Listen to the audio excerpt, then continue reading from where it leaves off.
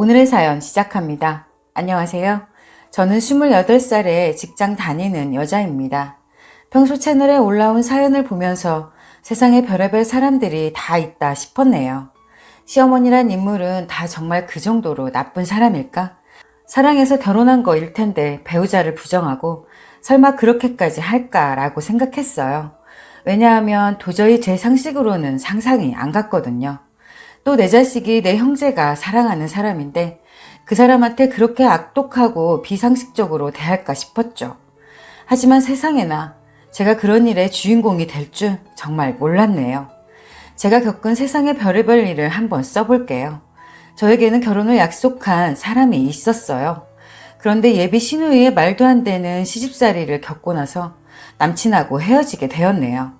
남친은 저보다 2살 많았습니다.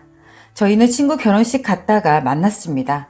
남친이 저를 보고 친구에게 소개시켜달라고 해서 만났고 몇 번 만난 뒤 우리는 사귀게 되었습니다.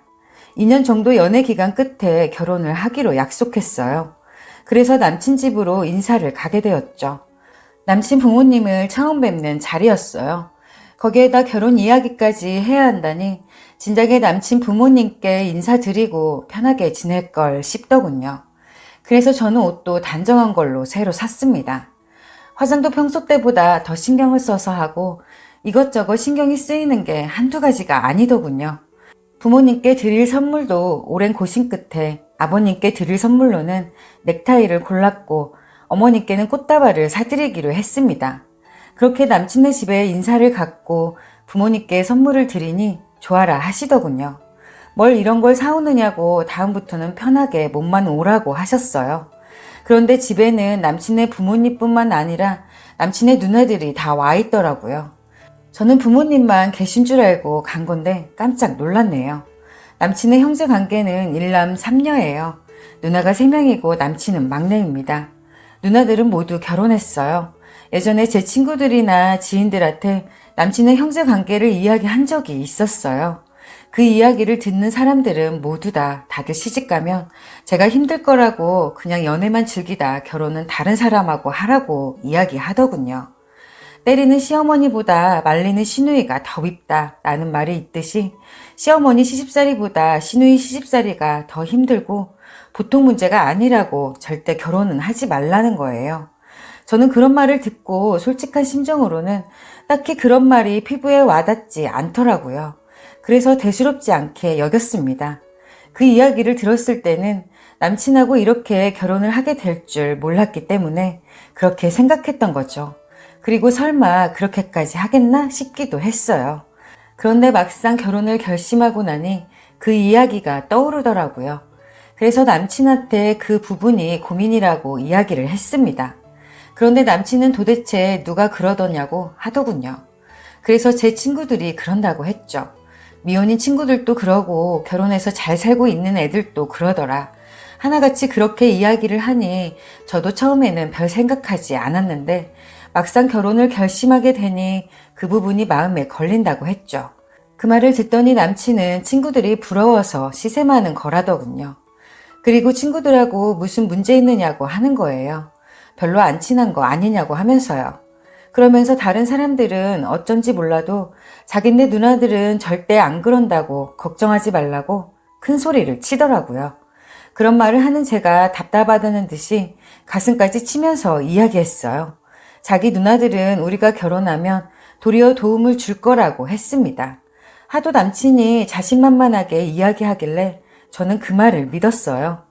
그 뒤로 그 이야기를 남친한테 다시 꺼낸 적은 없고 속으로 걱정은 하고 있었어요. 그런데 막상 예비 시댁에 와서 시누이 셋을 보니 안 그래도 인사를 하는 자리가 불편했었는데 불편함이 배가 되더군요. 저녁 식사를 하게 되었는데요. 제가 온다고 이것저것 준비 많이 하셨더라고요. 남친 엄마가 이제는 내 집이다라고 생각하고 밥을 편하게 먹으라는 거예요. 하지만 보는 눈이 한두 개가 아닌데 어떻게 편하게 먹으라는 건지 모르겠더군요. 꼭 동물원의 원숭이를 쳐다보듯이 행동 하나하나 유심히 쳐다보는 것 같았어요. 엄청나게 불편해서 밥을 어떻게 먹었는지 기억도 안 나네요. 그렇게 불편한 식사가 끝나고 거실에서 후식으로 과일을 먹으며 이야기를 나눴어요. 가족관계가 어떻게 되느냐, 직장은, 연봉은, 살림은 잘하느냐, 요리는 잘하냐, 뭐 이것저것 물어보더라고요. 제가 질문에 대답을 하려고 하면 또 다른 것을 물어보고 또 물어보고 하는 거예요. 정말 불편함의 끝이었어요. 남친 부모님들은 가만히 계시는데 남친 누나들이 물어보더군요. 정작 남친 부모님들은 처음 만나는 자리라 불편할 테니 그만 물어보라고 하시는데 남친 누나 셋이서 돌아가면서 물어보는 통에 혼이 났네요. 어떻게 대답했는지 생각이 안 날 만큼 많이 불편했고 또 많이 물어봤습니다. 긴장해서 그런지 저녁에 먹은 게 체한 것 같았어요. 그래서 남친 집에서 나오자마자 약국에 가서 소화제를 사서 먹었네요. 저희 집에 가는 길에 남친하고 전화통화를 했어요. 남친은 부모님이 저를 마음에 들어 하신다며 여자 잘 만났다고 좋아라 하신다네요. 시부모님이 될 분들이 저를 마음에 든다 하니 기분이 좋아졌어요. 그럼 누나들을 저를 어떻게 생각하더냐고 물어봤어요.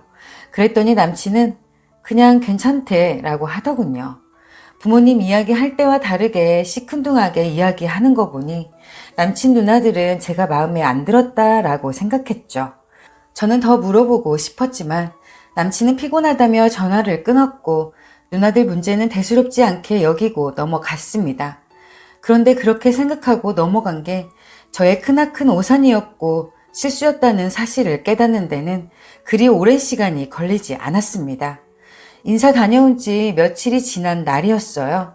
그날은 일요일이었습니다.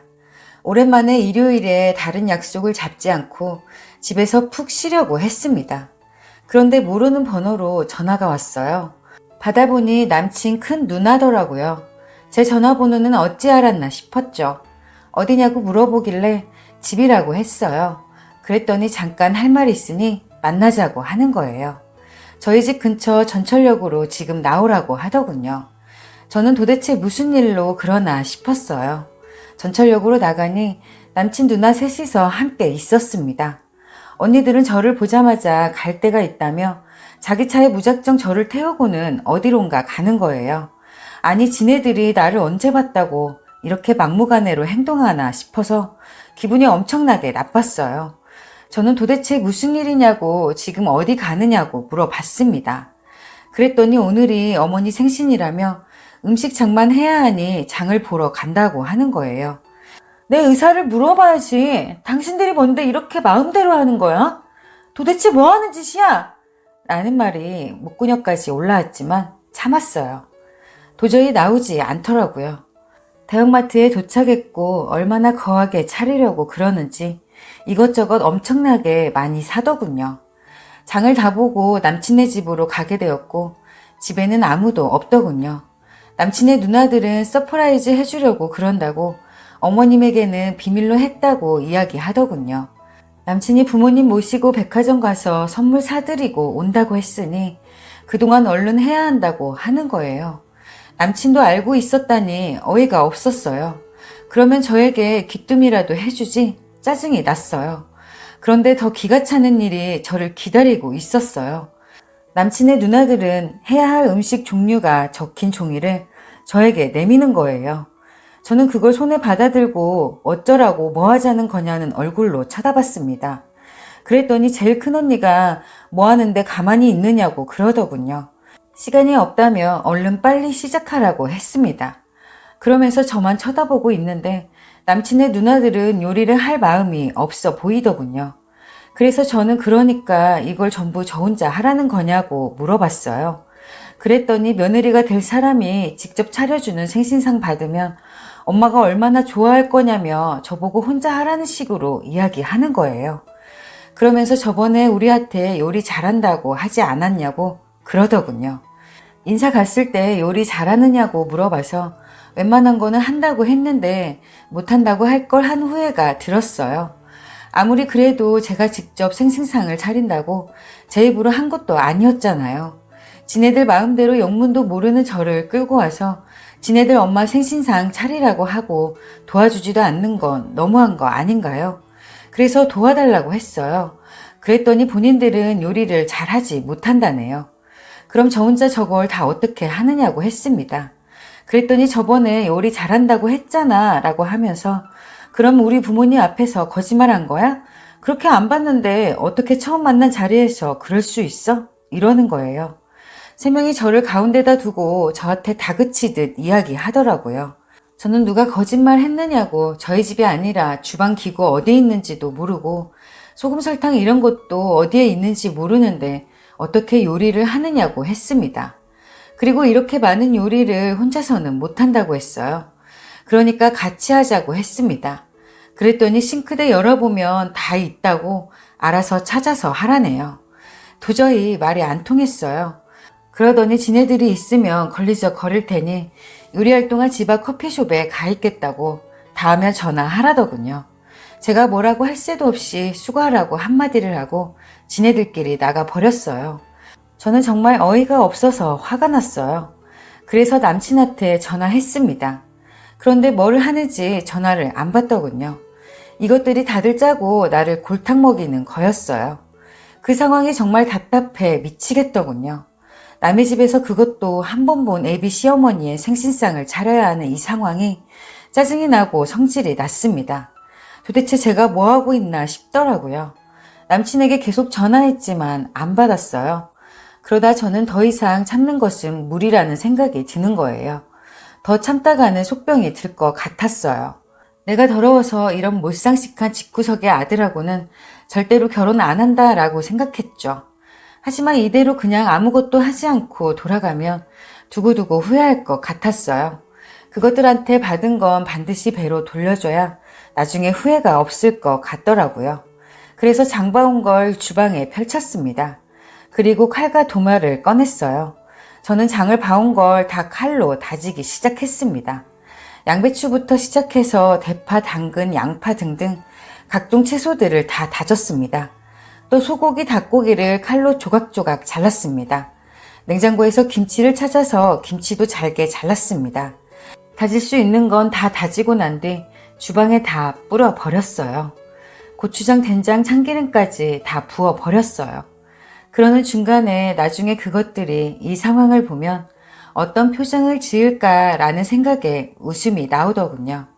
솔직히 그 상황에서 옆에 똥물이 있었다면 그것도 뿌렸을 거예요. 그만큼 저는 화가 났어요. 집안에 아주 난장판을 만들고 저는 집으로 돌아왔어요. 그런데 2시간쯤 지났을까요? 남친한테 전화가 불나게 오더군요. 저는 태연하게 전화를 받았습니다. 남친은 집안 꼴이 이게 뭐냐고 화를 내더라고요. 왜? 생일상 차리래서 차려놨는데 뭐 잘못됐어? 라고 했어요. 야, 장난하냐? 도대체 이게 뭐냐고. 니네 엄마 생일상 차리래서 그랬는데 뭐 어쩌라고. 그리고 내가 차린다고 했냐? 니네들이 몰상식하게 끌고 가서 그게 뭐하는 짓이야. 니들같이 무식한 집안이랑 더 엮이기 싫어. 너랑 결혼 안 하고 헤어질 거니까 다신 연락하지 마. 라고 하고 전화를 끊었어요. 그 뒤로 전화가 불이 나게 왔지만 안 받았어요. 그랬더니 이번엔 남친 누나들한테도 전화가 오더군요. 저는 일부러 더 열받으라고 전화를 받고 바로 끊었습니다. 몇 번을 받자마자 끊으니 정말 열을 받았는지 톡과 문자가 엄청나게 오더라고요. 저는 답장을 했습니다. 쌍욕이 날라오길래 저도 똑같이 해주었습니다. 하는 걸 보니 지들보다 한참이나 어린 저한테 욕먹으니 정말 화가 많이 난 것 같았어요. 결혼도 하기 전인데도 불구하고 저를 그렇게 대한 그놈의 집구석에 복수를 해주었네요. 그렇게 하고 나니 후회도 전혀 남지 않고 속이 후련하네요. 저 그 남자와 그리고 그런 집안과 끝장낸 거 잘한 거죠.